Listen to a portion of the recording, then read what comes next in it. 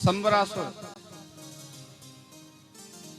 उषा, इन सबको भूल गए हैं आप। अब उषा के पिताजी कौन हैं? पितृ संपूज्य कांता। उसके पिताजी के इष्ट हैं शंकर जी। और शंकर जी पितृ संपूज्य कांता शंकर जी की पत्नी है मां पार्वती। पितृ पार्वती के पिता हैं हिमालय। सिरस पतंती, हिमालय से के मस्तक से गिरने वाली गंगा मां को हम प्रणाम करते हैं। बोलो गंगा मैया की जय। चारों युगों में घूम करके आ गए हैं। परीक्षित के पास पहुंचते हैं गंगा किनारे। ऐसी गंगा जिसका आवाहन भगीरथ ने करके अपने 60,000 पुरखों को तार दिया था, वहां अकेला परीक्षित प्रश्न करता है, मृमाण से किम कर्तव्यम? ऐसे कैसे हो सकता है? कहीं ना कहीं कोई रहस्य है। लोक कल्याण की भावना से भी परीक्षित का ऐसा भाव रहा।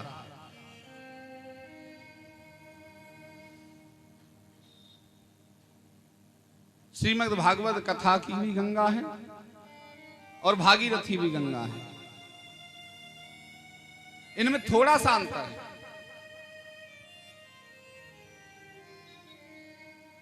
एक है दूरकूलक प्लावनी धारा, एक है आत्मकूलक प्लावनी धारा। दूरकूलक प्लावनी धारा है गंगा जो भागीरथी है, और आत्मकूलक प्लावनी धारा है श्रीमद् भागवत स्वरूप गंगा धारा। ये रसामृत धारा आत्मकूलक है, आत्मा के समीप रह करके तारती है। एक में डूब जाओ तो मार देती है और एक में डूब जाओ तो तार देती है।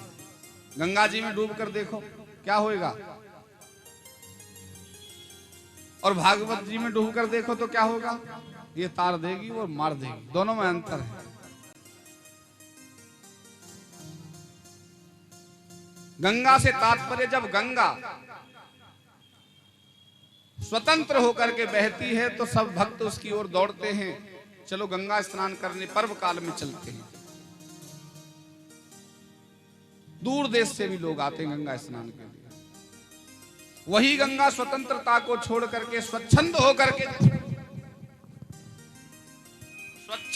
के जैसे ही बहती है तो गांव के गांव बहा ले जाती है। जब बाढ़ आती है गंगा में, स्वच्छंद किनारे तोड़ करके जब बहती है। हमारे जीवन में भी किनारे बने हुए हैं मर्यादा के।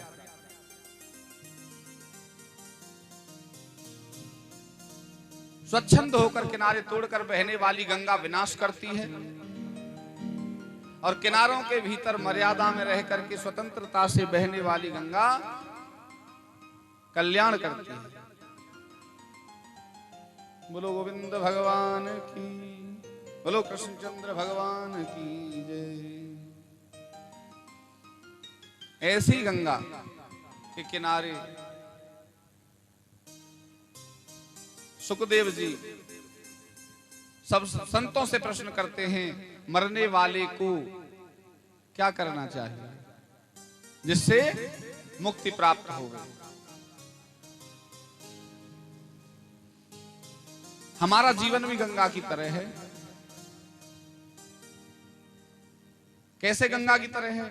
जब मर्यादा में रह करके हम अपने जीवन में बहते हैं तो हमारा और हमारे परिवार का कल्याण होता है, और जब हम अमर्यादित होकर के अपने जीवन का यापन करते हैं, मर्यादाएं छोड़ तोड़ करके जीवन जीते हैं, न वस्त्र पहनने की मर्यादा ना है, न आचरण करने की मर्यादा है, न भोजन करने की मर्यादा है, तो हमारा भी सर्वनाश होता है और हमारे परिवार का भी हमारे साथ नाश हो जाता है। बोलो गोविंद भगवान की जय।